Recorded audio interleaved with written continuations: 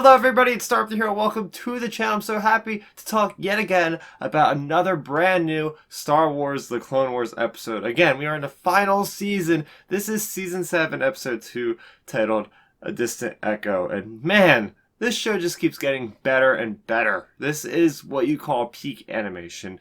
Not only are we getting such awesome action, but we're diving deep into the characters' minds, such as Rex and Anakin. And just talking about this episode from the beginning, we go right into it.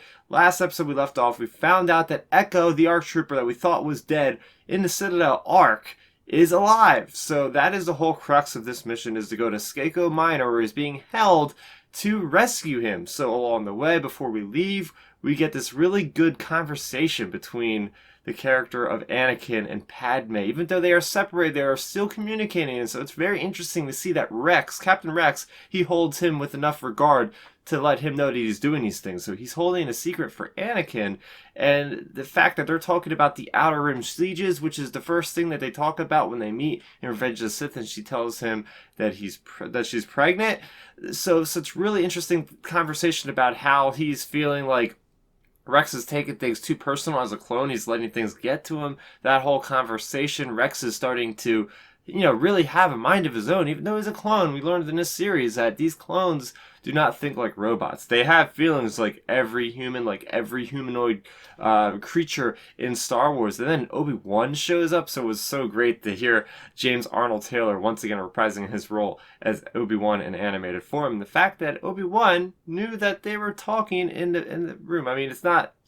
He's been around these people enough to know there's something going wrong, but for him to actually say it and to suspect of something additional happening, very interesting there. I just like the whole setting, by the way, of the barracks and that whole station with the Naxos. There's so much stuff going on in the background. Again, they're just able to animate so well with the resources they have at this point in time. Like 10 years after they started making the show, things get better and better and better. And then we get into this different planet, which is a really cool dusty environment. I like how they're throwing us for the loop with these planets and making them feel very unique, right? The first planet was all like glass and stuff, and now we're having a lot of just dynamic weather and storms and different things. And we have these new alien species, the Poultice.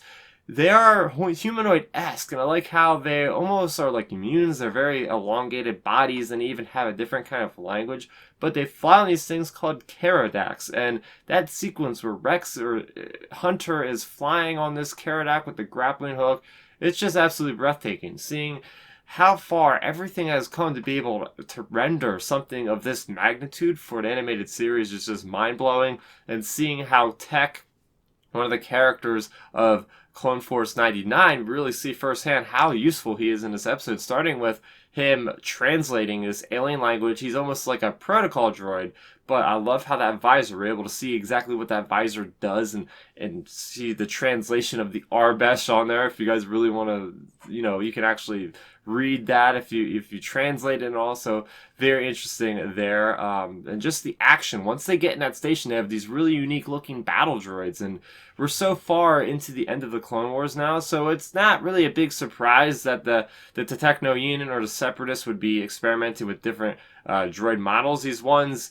didn't really look a whole lot more competent than the B-1 battle droids, but hey, they had like dual-wielding blasters essentially, and that was awesome. And seeing how, again, Clone Force 99 operates as a group, I want to go back and talk about Rex and about how his personal feelings are getting to him, and how he actually started a fist fight with the sniper. And it's just going to show the differences between Clone Force 99 and Rex, and about Rex is going off his hand. He's going off a little bit crazy. People are thinking, okay, Echo's dead, you gotta get a grip. But then to see them work together at the end, they are the clones, they are going to triumph over adversity. And then we see the heartbreaking revelation at the end of this episode.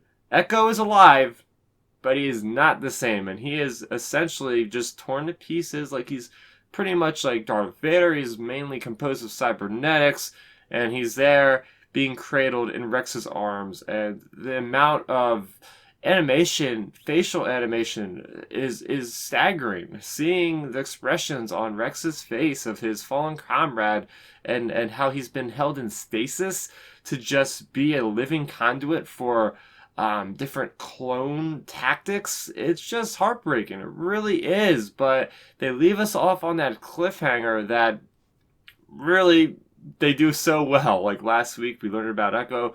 Now we have Echo. So every episode in this arc has been very instrumental in the telling of this 4-part story. Every episode has been feeling very integral, and it feels satisfying. But I'm also like, I need to wait another week to find out what happens. And by the way, Kevin Kiner does an amazing job. I don't know if I mentioned this last week's review, but with the music, having those synths of Across the Stars when Anakin and Padme are speaking, and then having that awesome rallying type of music for when the Clone Force 99 just takes out all those battle droids. By the way, Wat Tambor returns. Yes, if you guys are Separatist fans, you're going to love it.